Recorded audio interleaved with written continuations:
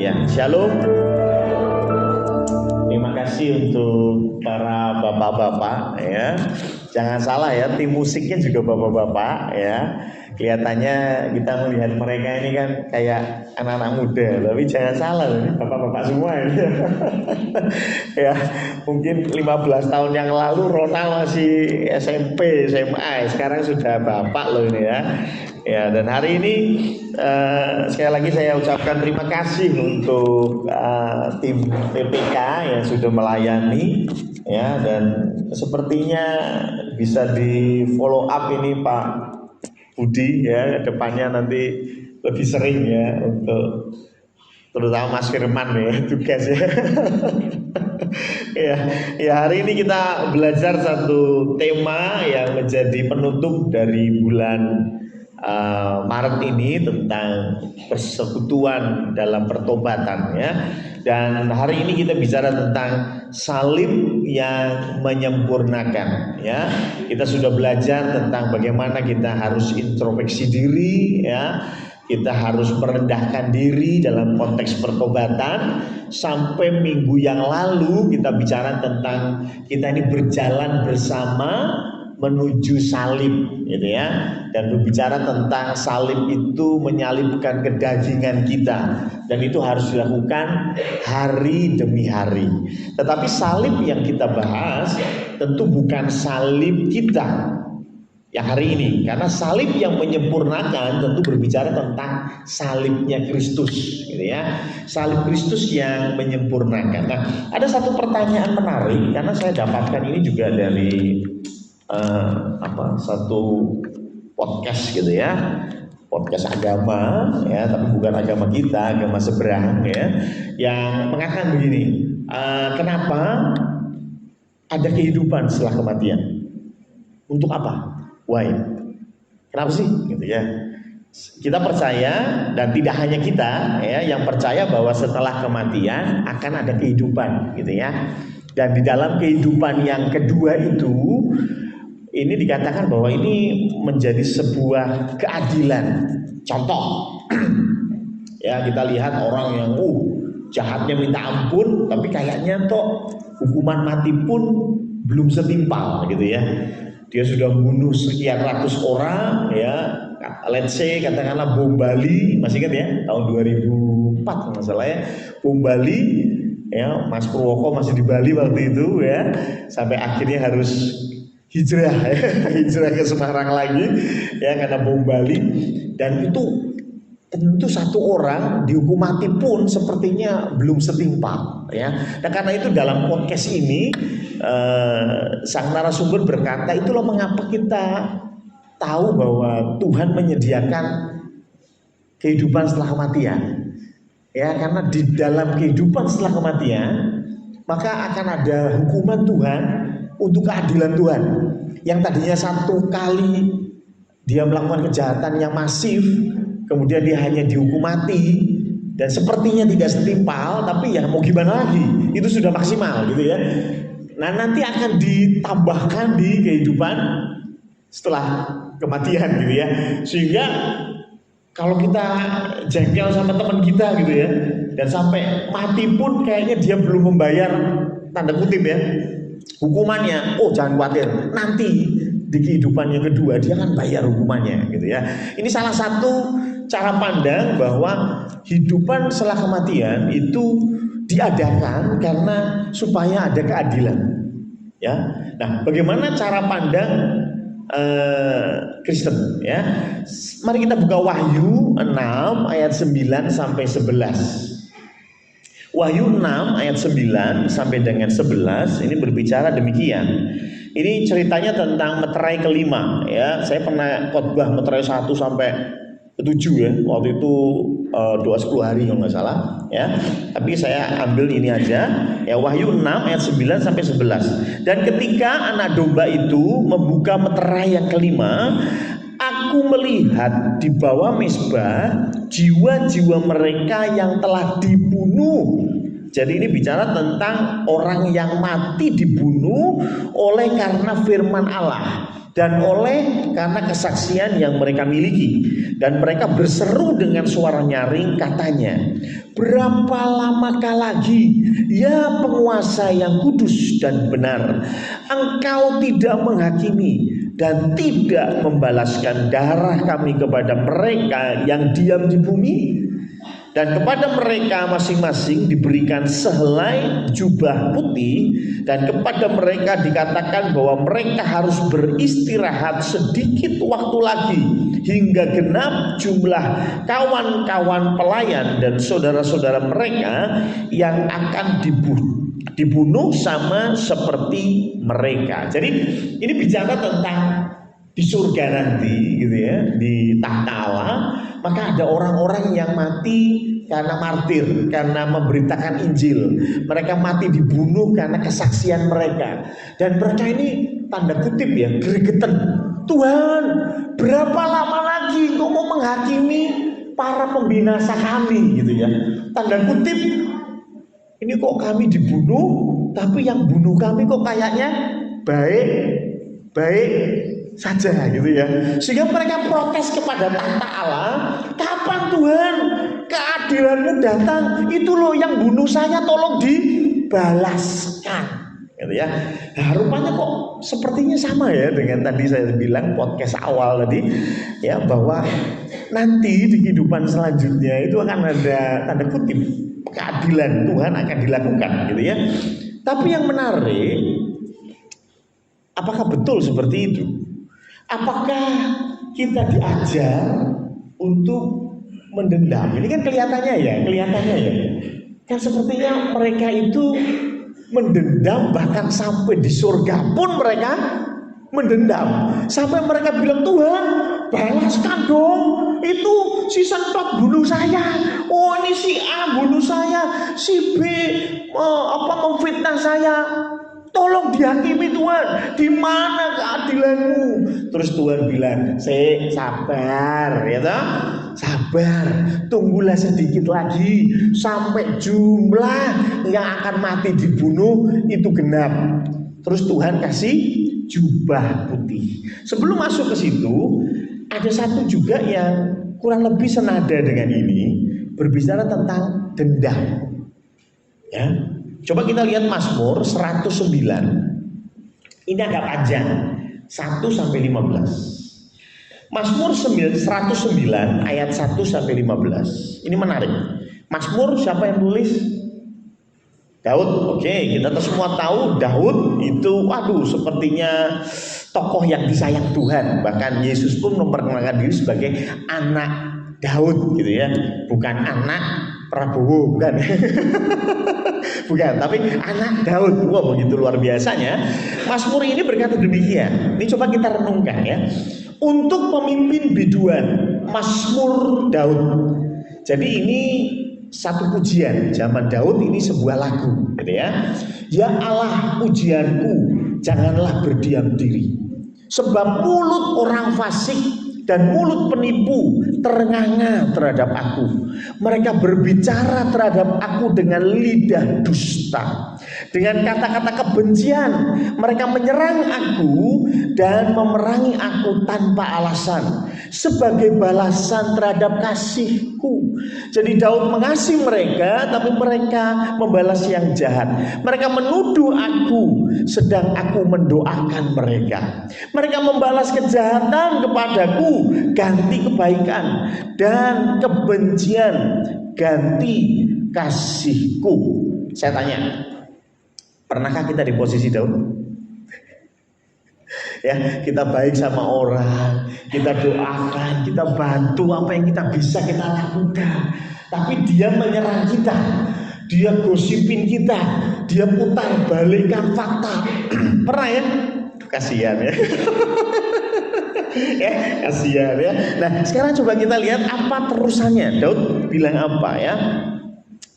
Angkatlah seorang fasik atas dia, dan biarlah seorang pendakwa berdiri di sebelah kanannya. Apabila dihakimi, biarlah ia keluar sebagai orang bersalah, dan biarlah doanya menjadi dosa. Biarlah umurnya berkurang, biarlah jabatannya diambil orang, biarlah anak-anaknya menjadi yatim. Doanya Daud apa? Biarlah anak-anaknya menjadi yatim. Kira-kira nih anak-anaknya jadi yatim, berarti si dia itu innalillahi, betul gak? Ya, ini doanya Daud loh, ini Daud loh. Sekali lagi ini bukan semprot, bukan, ini Daud ya. Kembali ya. Saya mana ya? Sampai menjadi yatim ya. Biarlah dilenyapkan keturunannya. Maaf belum ya. Oh, biarlah anak-anaknya menjadi yatim dan istrinya menjadi janda. Astagfirullah ya. Biarlah anak-anaknya mengembara tidak karuan dan mengemis. Waduh, ini doanya Daud ini. Dan dialah dari keruntuhan rumahnya. Biarlah penagih hutang, waduh ini repot ya, menyita segala kepunyaannya dan orang-orang lain menjarah hasil jerih payahnya. Janganlah ada orang yang tetap menunjukkan kasihnya kepadanya, dan janganlah ada orang yang sayang kepada anak-anaknya yang menjadi yatim. Sudah jadi yatim, didoakan jangan ada orang yang sayang sama anaknya itu. Masyarakat ya, biarlah dilenyapkan keturunannya dan dihapuskan namanya dalam angkatan yang kemudian. Biarlah kesalahan nenek moyangnya diingat-ingat di hadapan Tuhan, dan janganlah dihapuskan dosa ibunya. Sampai ibunya dieret-eret ya, biarlah itu selalu diperhatikan Tuhan, supaya ingatan kepada mereka dilenyapkan dari bumi. Ada yang menarik di sini. Kalau kita memahami, kira-kira Daud ini sedang ngapain? Ini nggak cuma marah, ini mengutuk. Ini doanya Daud. Doanya Daud. Ya. Memang Tuhan itu memang menyuruh kita doakanlah musuhmu. Apakah kita mendoakan musuh dengan model Daud? Gitu. Loh, ini firman Tuhan loh ya. Mazmur 109 saya nggak ngarang loh ya. Wah, puji Tuhan. Berarti kalau gitu nek ono kancamu sing gosipi aku tak dongakno, ya toh. Tuhan ben lambene melingse gitu. Loh, masih lebih penting loh. Daud ini doanya ngeri loh ya. Biarkan anak-anaknya jadi yatim. Loh, bayangin ya. Istrinya jadi janda. Gak cuma itu, anaknya yang yatim itu jangan ada yang mengasihi. Bayangin, itu luar biasa jengkelnya Daud. Dan itu ditulis ya kita. Kembali pertanyaan saya, apakah begini ajaran Kristen? Ya, ada yang mengatakan, oh ya tidak apa-apa, ini kan cuma doa, ya, nggak dilakukan. Kalau kita membalas, nah itu salah. Tapi kalau doa, nggak apa-apa. Oh berarti kalau, wah ya, mau ya, ben lambene meletot ya, setuju ya. Ya, ngomongin saya ini ya, ini dia memfitnah saya, tak doakan ya, karena sesuai firman Tuhan, doakanlah musuhmu, ya, doakanlah orang yang menganiaya kamu. Doanya gimana Pak Jarto? Ya, ben kere atau ben bangkrut usahanya kan begitu kan? Loh, ini Daud ya, Daud sekali lagi, ini Daud. Nah, ini tidak terlepas dari konteks yang awal tadi. Tetapi yang menarik sekali, di sini kita belajar bahwa Alkitab itu memang turun tidak seperti printer Epson yang Tuhan kontrol P terus langsung Daud menulis. Enggak. Tapi ada emosi manusia di dalam. Ada budaya manusia di dalamnya. Ada kata-kata manusia di dalamnya. Ya. Dan emosi kita itu dihargai Tuhan kok. Ya. Emosinya Daud itu dihargai Tuhan kok. Tuhan tahu Daud sedang emosi. Jangan salah, emosi itu tidak hanya berbicara hal yang negatif seperti ini, hal yang positif juga. Coba nih tadi Pak Darto bilang apa? Dulu waktu 25 tahun yang lalu nyanyi lagu ini no problem. Sekarang menggeh Menggeh. Loh kenapa? Loh, secara emosi masih semangat. Betul ya? Masih menggelora secara emosi, tapi badan sudah tidak mendukung gitu ya. Ya, tapi saya melihat luar biasa Mas Firman sama Pak Sugeng sama sekali tidak menggeh. Tidak Pak Sugeng sama Pak Firman luar biasa, hanya Pak Darto ya. Ya, tapi itulah emosi.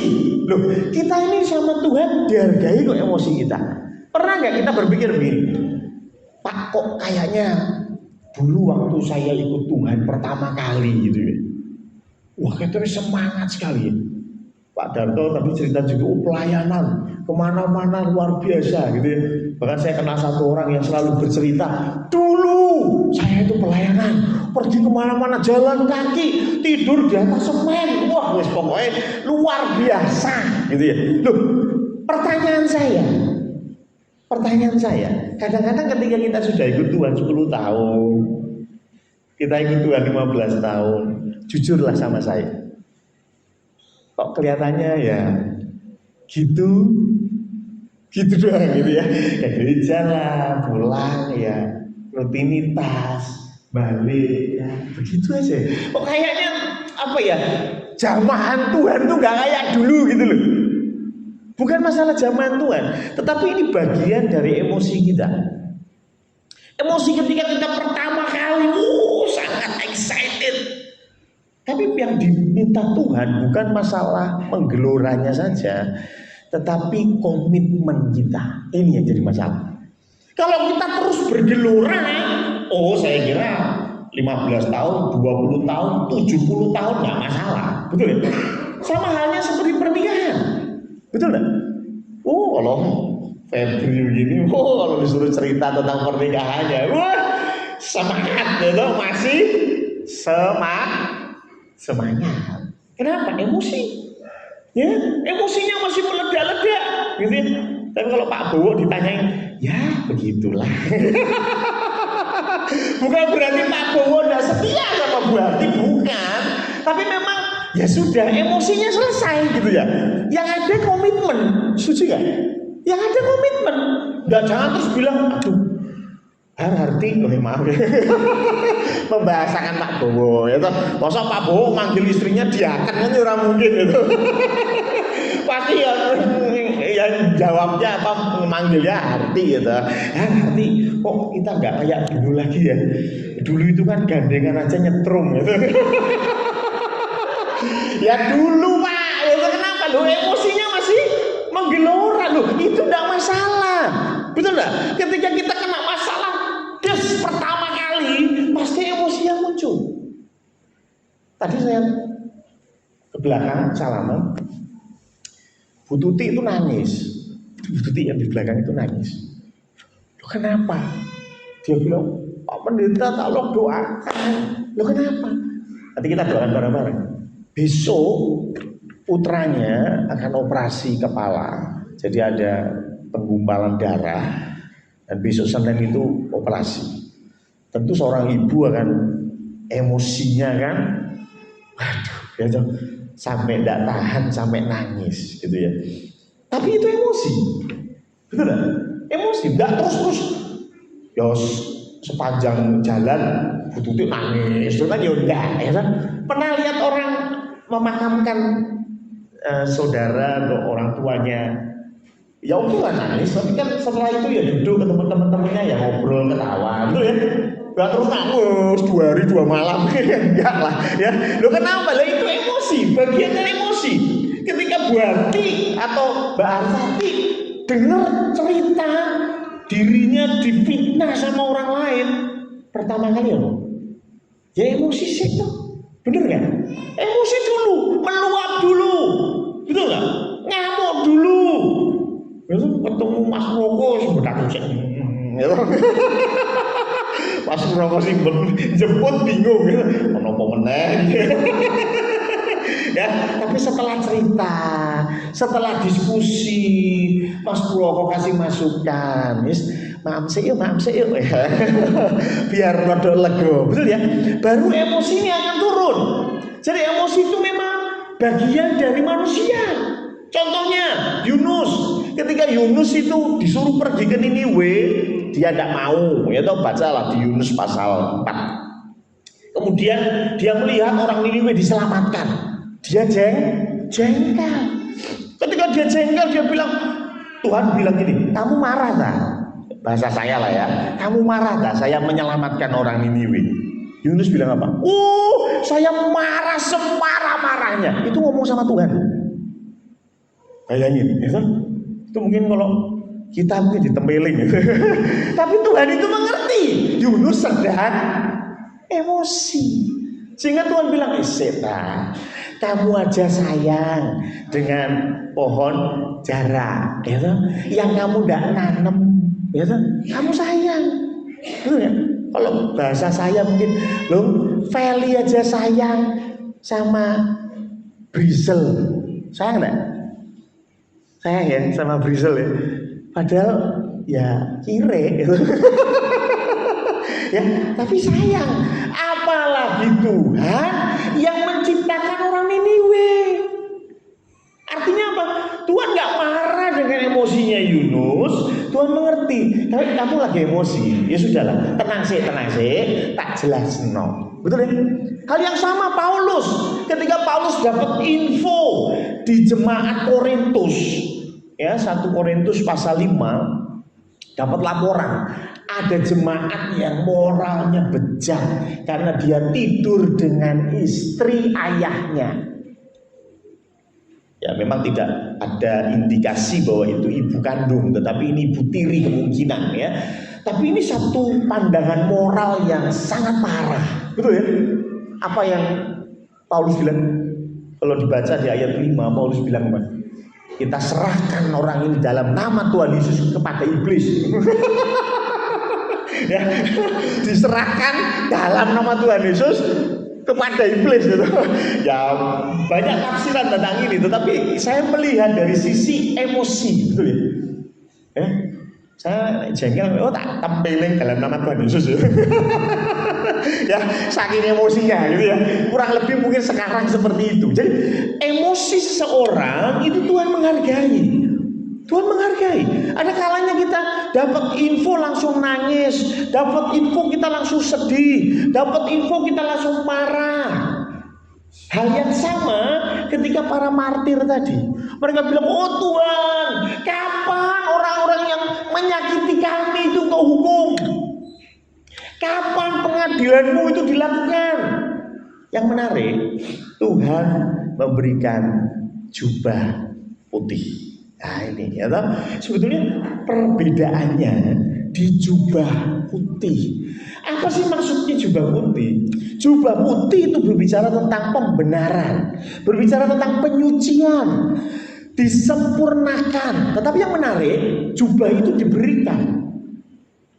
Artinya yang bisa menyempurnakan kita bukan kita, yaitu Yesus. Melalui apa? Coba kita buka Wahyu 7. Tadi kan Wahyu 6. Sekarang Wahyu 7 ayat 14. Jelas sekali dikatakan, Wahyu 7 ayat 14 berkata, maka kataku kepadanya, Tuanku, Tuhan mengetahuinya. Lalu ia berkata kepadaku, mereka ini adalah orang-orang yang keluar dari kesusahan yang besar, orang yang dianiaya, para martir, dan mereka telah mencuci jubah mereka dan membuatnya putih di dalam darah anak domba. Berbicara tentang apa? Salib. Ya.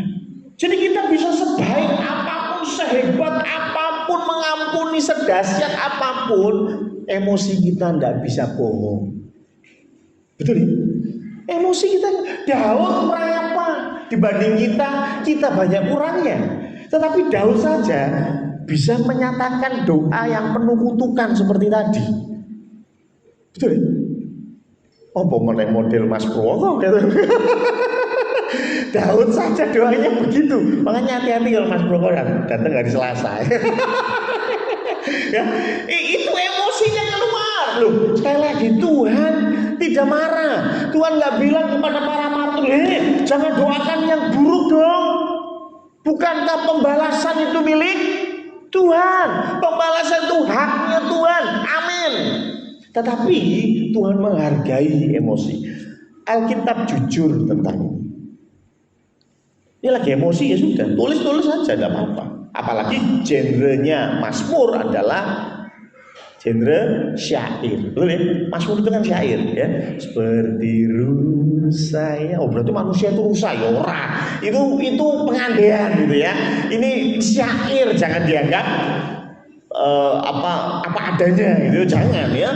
Tetapi bicara tentang, dikatakan bahwa membuatnya putih di dalam darah anak domba, maka salib ini berbicara tentang penyempurnaan. Sebaik apapun kita melakukan, bukan berarti kita tidak boleh berbuat baik, tetapi sebaik apapun kita tidak akan bisa sempurna ya. Makanya Paulus bilang, loh kalau dagingku diiris-iris loh, badanku dibakar loh, percuma kalau aku tidak punya kasih. Tapi jujur, kasih kita pun tidak sempurna. Betul nggak? Coba bayangin aja ya. Ini kita membayangkan saja ya. Apa yang ada di pikiran Stefanus ketika melihat Paulus dipanggil Tuhan? Loh, sebagai konteks, Paulus itu salah satu yang membunuh Stefanus. Loh, ya kan? Stefanus ini kan berarti martir nih. Kalau kita melihat pada Wahyu 6, pasti si Stefanus salah satu yang kapan Tuhan Paulus ini dihukum. Bukannya dihukum, Paulus malah dipakai Tuhan. Coba ini, ping. Kita mungkin bisa bilang, ya kita ikut senang dong, Paulus diselamatkan. Ya kita, nah, coba Anda jadi Stefanus. Ya, ada seorang penginjil yang ceritanya dia menginjil itu mengerikan di Afrika Selatan. Dia menginjil sampai istrinya diperkosa, sampai dibunuh, anaknya dimutilasi, dan dia sendiri akhirnya mati karena mengabarkan Injil. Ini kan orangnya udah mati nih ya, selesai gitu ya. Cuman saya nggak bisa bayangin sakitnya kayak apa ya. Betul ya? Sakitnya kayak apa? Istrinya dibegitukan, anaknya dibegitukan, dan dia sendiri. Kalau kita sendiri oke lah. Paulus dia disiksa, dianiaya sedemikian rupa, oke lah Paulus sendiri. Tapi bagaimana kalau itu berdampak pada istri dan anak kita? Coba Pak Bowo. Wah, selesai Pak. Alkitab tak saya lagi sih. Ya, tetap kita mau menuntut. Setuju saya bilang, setuju. Saya mengerti. Tapi itulah uniknya keselamatan di dalam salib.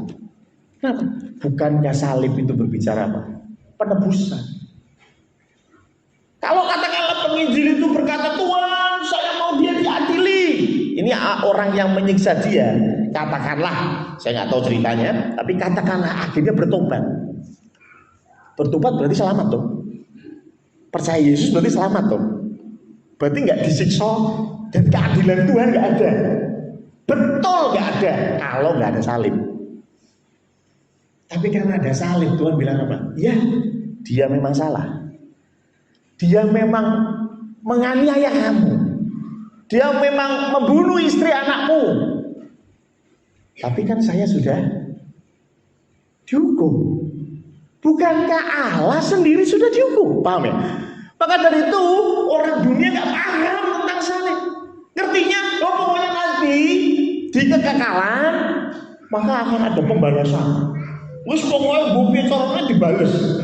Nah sekarang kalau saya balik teorinya begitu, apa yang harus kita lakukan? Sukacita atau sedih? Kan kalau ya, dibilang sedih, dia percaya ya. Dibilang sukacita, pokok dia nggak dihukum gitu. Loh, dia tetap dihukum, betul nggak? Loh kok bisa? Salib. Itulah mengapa salib ini menyempurnakan. Salib ini pertemuan antara kasih dengan keadilan Tuhan. Orang gak ngerti, tapi Tuhan ngerti. Ketika nanti orang-orang yang dianiaya di dalam nama Kristus, mereka menuntut, Tuhan bilang apa? Oke, memang mereka menganiaya kalian, tapi saya sudah menggantikan hukuman buat mereka. Fair? Fair. Adil? Adil. Lalu bagaimana dengan Daud? Yuk kita lanjutkan. Mazmur 109. Tapi langsung aja ke ayat 21 Pak Andre. Mazmur 109 ayat 21 sampai 31. Kalau kita hanya baca yang tadi, kita hanya melihat emosinya Daud. Tetapi kalau kita lihat ayat 21 sampai 31, coba kita baca. Tetapi Engkau ya Allah, Tuhanku, bertindaklah kepadaku oleh karena namamu. Bukan yang Daud mau, tapi yang Tuhan mau. Ya kan? Bertindaklah oleh karena namamu. Ya. Lepaskanlah aku oleh sebab kasih setiamu yang baik. Sebab sengsara dan miskin aku, dan hatiku terluka dalam diriku. Aku menghilang seperti bayang-bayang pada waktu memanjang. Aku dikebutkan seperti belalang. Lututku melentuk oleh sebab berpuasa, dan badanku menjadi kurus habis lemaknya. Aku telah menjadi celah bagi mereka. Melihat aku, mereka menggelengkan kepalanya. Tolonglah aku, ya Tuhan, Allahku, selamatkanlah aku sesuai dengan kasih setiamu, supaya mereka tahu bahwa tanganmu lah ini, bahwa Engkaulah ya Tuhan yang telah melakukannya. Biar mereka mengutuk, Engkau akan memberkati. Biarlah lawan-lawanku mendapat malu, tetapi hamba-Mu ini kiranya bersukacita. Biarlah orang-orang yang mendakwa aku berpakaikan noda dan berselimutkan malunya sebagai jubah. Aku hendak bersyukur sangat kepada Tuhan dengan mulutku, dan aku hendak memuji-muji Dia di tengah-tengah orang banyak. Sebab Ia sendiri di sebelah kanan orang miskin untuk menyelamatkannya dari orang-orang yang menghukumnya. Kalau kita baca ayat 21 sampai 31, apa bayangannya? Daud sudah selesai dengan emosinya, betul ya? Dan kita tahu sebetulnya di dalam hatinya apa sih? Dia sedang ada di bawah. Betul ya? Tuhan, tolong aku. Endingnya begitu. Tuhan, aku tidak bisa melawan mereka. Tolong aku Tuhan. Jadi di akhir dari kalimat Daud, emosinya yang memuncak, tetapi endingnya kita tahu bahwa di hati Daud ini sedang di dalam kesusahan. Pernah kita ada di posisi ini? Saya pernah ada di posisi yang sangat-sangat sulit. Dan saya sempat bilang, Tuhan, mending saya mati aja lah. Ya, Bu Arti tahu, Bu Brenda tahu, ya. Majelis tahu ya. Tuhan, mending saya mati aja. Betul. Untungnya Tuhan tahu bahwa itu bagian dari emosi saya, betul ya. Ketika kita ketemu masalah, ketemu problem, yang keluar muncul pertama apa? Emosi. Betul ya? Dan biasanya emosinya gitu, ya. Ketika lihat grafik penjualan kaos, itu medun, tuh kan, tutup baik, gitu ya. Itu kenapa? Emosi, gitu. Tapi Tuhan biarkan sudah, tenang sih ngopi sih, nyoto sih, ya toh. Setelah itu seperti lagunya Pak Darto, bangkit, serukan nama Yesus, betul ya? Ya. Setelah itu ayo kita minta Tuhan, tolong Dan kita tahu Daud ditolong Tuhan. Gitu. Daud ditolong Tuhan. Buktinya apa? Sampai akhir Mazmur ditulis isinya dia memuji nama Tuhan. Artinya apa? Dia tidak pernah merasa ditinggalkan. Dia tetap dibantu sama Tuhan. Ada kalanya emosi. Kita pun sama. Ketika kita emosi seperti Bu Tutik tadi, nangis sama Tuhan, ngamuk sama Tuhan, betul ya? Jangan ngamuk sama orangnya, nggak masalah. Oh matamu, star ya, ya itu akan peruntukan persekutuan itu. Tapi ketika kita emosi sama Tuhan, modelnya ini pelayanan spray, gitu. Serang nganggo pelayanan, orang nganggo main musikan. Dan apa? Ya noteng bener, beli mabune salah itu. Itu percuma kemarin latihan Pak Pendeta 2,5 jam. Kata Mas Firman latihannya cuma 5 menit, padune 2 jam. Firman ya cerita itu. Padune kesuwen gitu. Ya, nama Yesusnya 3 kali apa 4 kali. Padu gitu. Tapi kadang-kadang kita emosi, betul ya? Kadang-kadang emosi. Tapi ingat itu kita manusia. Itulah mengapa kita gak mungkin sempurna. Sudahlah. Dan Tuhan menghargai emosi kita. Betul ya? Emosi kita dihargai. Itu wah, aku kuat tak mati wae. Buktinya berarti orang mati-mati itu. Karena Tuhan tahu waktu berarti berdoa seperti itu lagi emosi. Mbak Butika pernah doa seperti apa nih Butika? Yang emosi gitu. Wah, mungkin podo itu. Tuhan, aku tak mati weh. Baru selesai doa lihat anaknya, enggak jadi Tuhan. Betul ya? Kenapa? Lo emosi. Ya kan? Seorang pendeta namanya Pak Pendeta Isra Soru. Ya, dia pernah cerita kesaksian ketika dia pertama kali kenal Yesus. Semangatnya luar biasa. Dia baca tentang orang-orang yang martir menjadi saksi Kristus. Tahu dia doa apa? Tuhan, aku pengen mati martir buat Engkau. Setelah dia baca lebih lanjut, kok ngeri ya? Ya, kok ngeri ya? Waduh ya. Waduh kok ngeri ya? Sampai dia berdoa lagi, Tuhan gak jadi. Loh, ya saya tahu loh. Kadang-kadang ketika kita ikut Tuhan pun sama sekali lagi. Emosinya, semangatnya luar biasa. Tuhan aku akan menginjil ke Afghanistan. Gitu. Tuhan tahu. Kadang-kadang emosi itu muncul. Tetapi kita bersyukur. Kenapa? Karena salib itu yang menyempurnakan. Kita gak sempurna. Kita masih suka jatuh bangun karena emosi. Ya toh? Dalam sebuah pernikahan kita pun jatuh bangun karena emosi. Mungkin pernikahanmu nggak seperti dulu, ya toh? Nyenggol sithik, nyetrong, ya toh? Nyenggol sithik, hamil, ya toh? Ya, tetapi bersyukurlah. Kenapa? Sekarang kita sudah tinggalkan yang emosi-emosian itu dan mulai melangkah ke sebuah komitmen, ya kan? Hal yang sama dengan Tuhan. Oke lah, beberapa kali kita emosi sama Tuhan, kita jengkel sama Tuhan, kita marah sama Tuhan. Ketika kita dapat info, sakit, itu sakitmu, bahkan minum obat seumur hidup, wah kita langsung protes sama Tuhan, ngamuk sama Tuhan.